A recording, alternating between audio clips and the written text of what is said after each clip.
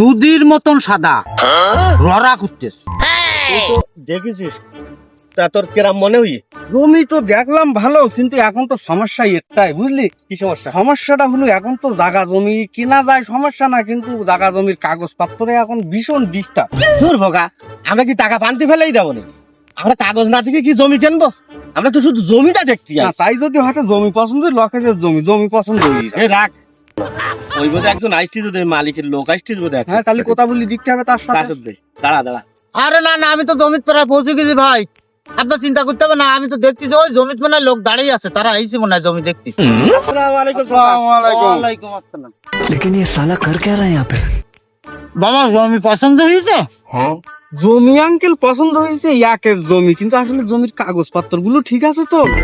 বাবা এই জমির কাগজ দুধের মতন সাদা আর কাঁচের মতন চকচক করতে জমির কাগজ,